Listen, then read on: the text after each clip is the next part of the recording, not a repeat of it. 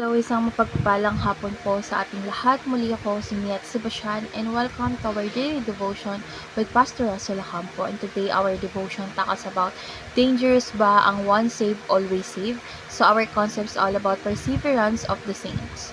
So, ang once saved, always saved ay maaaring maging mapanganib kung ito yung nauunawaan bilang license to sin na kapag ligtas ka na, okay lang gumawa ng mali.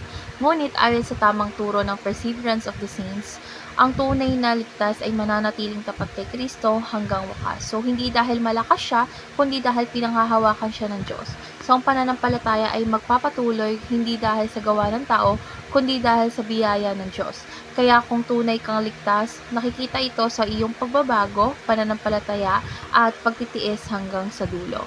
So, our Bible readings for today is all about John chapter 10 verse 27, ASND version. Pinakikinggan ng aking mga tupa ang tinig ko, kilala ko sila at sumusunod sila sa akin. So, ngayon dito ako na tayo sa ating teaching. So, yung first teaching is God is the keeper of our salvation. So, hindi tayo ang umahawak ng ating mga kaligtasan dahil ang Diyos mismo ang nangangalaga nito. So, siya ang nagsimula ng mabuting gawa sa atin at siya rin ang tatapos nito. So, makikita ito sa Philippians chapter 1 verse 6. Second is God's love and grace secures us forever. So, ang pag-ibig ng Diyos ay hindi pansamantala dahil walang makakapaghiwalay sa atin mula sa kanyang pag-ibig. So, makikita ito sa Romans chapter 8 verse 38 and 39.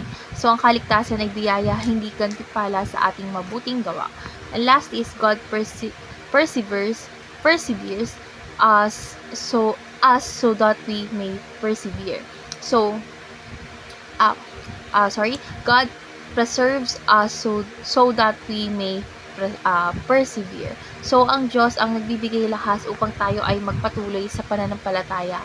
Hindi ito dahil sa ating tibay, kundi sa kanyang katapatan. So, makikita ito sa 1 Peter chapter 1 verse 5. So, ngayon natako na tayo sa ating application. So, yung first application is persevere in faith as you are being preserved. So, dapat tayo magpatuloy sa pananampalataya kahit mahirap dahil ang Diyos ang nag-iingat sa atin. So, dapat natin ipagkatiwala ang ating mga lakas sa Kanya araw-araw. Second is prove your conversion by genuine transformation. So, dapat makikita sa ating mga buhay ang tunay na kaligtasan, may pagbabago at pagsunod at bunga ng Espiritu. So, hindi sapat ang salita lamang, dapat ay may pruweba ng pagbabago.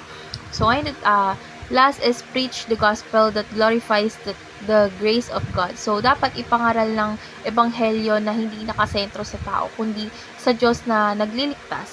So, ang tunay na kaligtasan ay hindi dahil mabait tayo, kundi dahil mabuti ang Diyos.